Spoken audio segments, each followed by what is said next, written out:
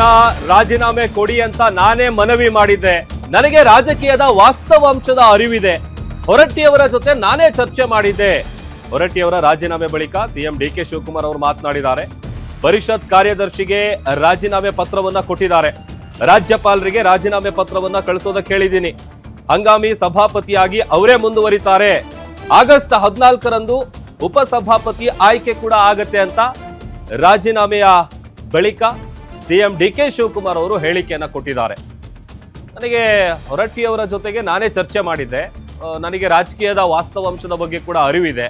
ಹಾಗಾಗಿ ಪರಿಷತ್ ಕಾರ್ಯದರ್ಶಿಗೆ ರಾಜೀನಾಮೆ ಪತ್ರವನ್ನ ಕೊಟ್ಟಿದ್ದಾರೆ. ರಾಜ್ಯಪಾಲರಿಗೆ ರಾಜೀನಾಮೆ ಪತ್ರ ಕಳಿಸೋದಕ್ಕೆ ಹೇಳಿದ್ದೀನಿ.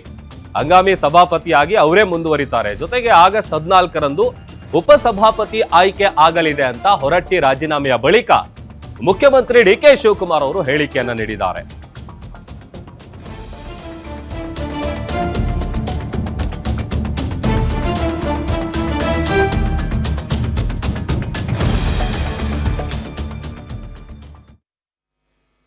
ಒಂದ್ ಕಡೆ ಬಸವರಾಜ ಹೊರಟ್ಟಿ ಅವರು ಮಾತನಾಡುವಂತ ಸಂದರ್ಭದಲ್ಲಿ ಹೇಳ್ತಾ ಇದ್ರಲ್ಲ, ಈಗ ಟರ್ಮ್ ಮುಗಿಯೋದಕ್ಕಿಂತ ಮುಂಚಿತವಾಗಿ ನಂಗೆ ರಾಜೀನಾಮೆ ಕೂಡ ಕೇಳಿದ್ದು ನನಗೆ ಬಹಳ ಬೇಸರ ಇದೆ.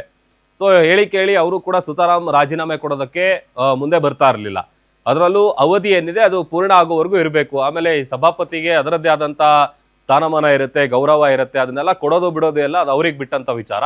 ಬಟ್ ನನಗೆ ಅವರು ಹೇಳಿದ್ರು ಕೊಡಬೇಕು ಅಂತೇಳಿ, ನಾನು ಆಗಸ್ಟ್ 14 ಕೊಡ್ತೀನಿ ಅಂತ ಹೇಳಿದ್ದೆ.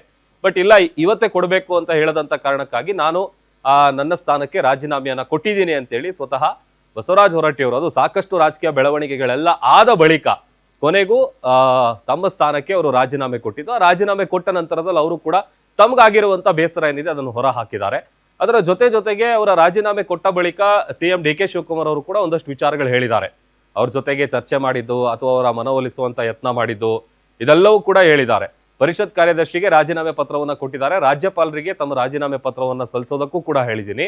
ಈಗ ಏನಿದೆ, ಹಂಗಾಮಿ ಸಭಾಪತಿಯಾಗಿ ಅವರೇ ಮುಂದುವರಿತಾರೆ, ಅವರೇ ಕಂಟಿನ್ಯೂ ಆಗ್ತಾರೆ. ಆಮೇಲೆ ಆಗಸ್ಟ್ 14ನೇ ತಾರೀಕು ಉಪಸಭಾಪತಿ ಆಯ್ಕೆ ಇದೆಯಲ್ಲ, ಅದು ಕೂಡ ಆಗತ್ತೆ ಅಂತ ಹೊರಟ್ಟಿ ಅವರು ರಾಜೀನಾಮೆ ಕೊಟ್ಟ ಬಳಿಕ ಸಿಎಂ ಡಿಕೆ ಶಿವಕುಮಾರ್ ಅವರು ಕೂಡ ಈ ವಿಚಾರವಾಗಿ ಮಾತನಾಡಿದ್ದಾರೆ.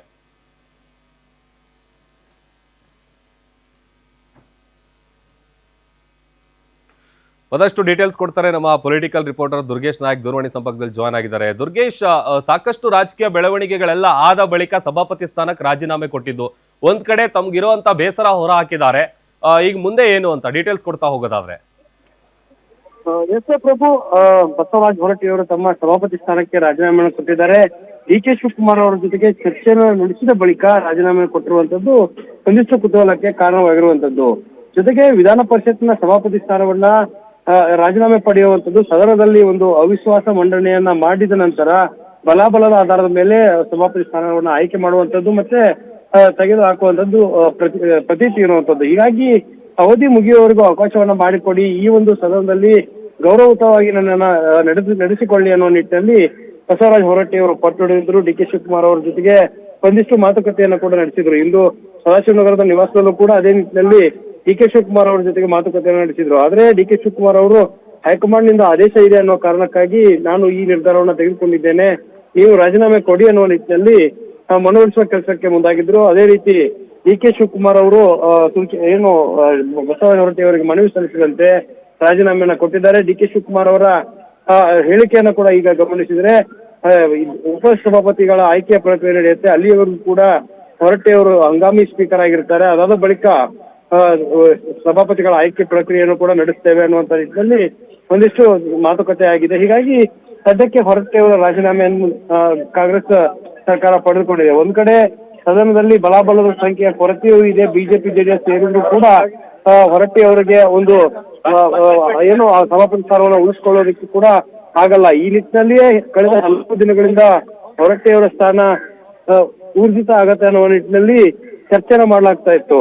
ಹೀಗಾಗಿ ಸದ್ಯ ಜೆಡಿಎಸ್ ಬಿಜೆಪಿಯ ಬಲ ಕಡಿಮೆ ಇದೆ, ಕಾಂಗ್ರೆಸ್ನ ಬಲ ಹೆಚ್ಚಾಗಿರೋದ್ರಿಂದ ರಾಜೀನಾಮೆ ನೀಡಬೇಕಾದ ಅನಿವಾರ್ಯತೆ ಹೊರಟ್ಟಿ ಅವರಿಗಿತ್ತು. ಹೀಗಾಗಿ ರಾಜೀನಾಮೆ ಕೊಡಿ ಅನ್ನೋ ನಿಟ್ಟಿನಲ್ಲಿ ನಾನು ರಾಜೀನಾಮೆಯನ್ನು ಕೊಟ್ಟಿದ್ದೇನೆ ಅನ್ನುವಂಥ ಮಾತನ್ನ ಹೊರಟ್ಟಿ ಅವರು ಹೇಳಿರುವಂತದ್ದು.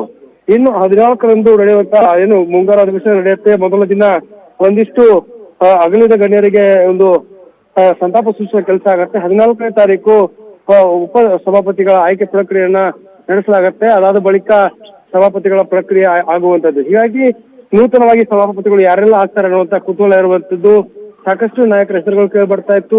ಈಗ ಸಲೀಂ ಅಹ್ಮದ್ ಅವರ ಹೆಸರು ಸಭಾಪತಿ ಸ್ಥಾನಕ್ಕೆ ಕೇಳಿ ಬಂದಿದ್ರೆ, ಉಮಾಶ್ರೀ ಅವರ ಹೆಸರು ಉಪಸಭಾಪತಿಯಾಗಿ ಈಗಾಗಲೇ ಹೈಕಮಾಂಡ್ ನಾಯಕರು ನಿರ್ಧಾರವನ್ನು ಮಾಡಿದ್ದಾರೆ. ಹೀಗಾಗಿ 14ನೇ ತಾರೀಕು ಹೊಸ ಸಭಾಪತಿಗಳು ಆಯ್ಕೆಯಾದ ಬಳಿಕ ಬಸವರಾಜ ಹೊರಟ್ಟಿ ಅವರ ನಡೆ ಯಾವ ರೀತಿ ಇರುತ್ತೆ, ಮತ್ತೆ ಅವರ ರಾಜಕೀಯ ಜೀವನ ಮುಂದೆ ಯಾವ ರೀತಿ ಇರುತ್ತೆ ಅನ್ನೋದನ್ನ ಕಾದು ನೋಡ್ಬೇಕಾಗತ್ತೆ ಪ್ರಭು. ಓಕೆ, ಥ್ಯಾಂಕ್ ಯು ದುರ್ಗೇಶ್ ನಿಮ್ಮೆಲ್ಲ ಡೀಟೇಲ್ಸ್ಗಾಗಿ. ಎಲ್ಲ ಕಾರ್ಯದರ್ಶಿಗೆ ಆಗ್ತದೆ. ಕಾರ್ಯದರ್ಶಿ ಆಗಲೇ ನೋಟಿಫಿಕೇಶನ್ ಓಡಿಸಲಾಗಿದೆ. ಸೊ ನನಗೆ ಫೈಲ್ ನನಗೆ ಬಂದಿದ್ದೀಗ, ನಾನು ಗವರ್ನರ್ಗೆ ಬರೆದು ಗವರ್ನರ್ದಿಂದ ಅವ್ರಿಗೆ ಕಂಟಿನ್ಯೂ ಮಾಡೋಕ್ಕೆ ನಾನು ರೆಕಮೆಂಡ್ ಮಾಡಿದ್ದೆ.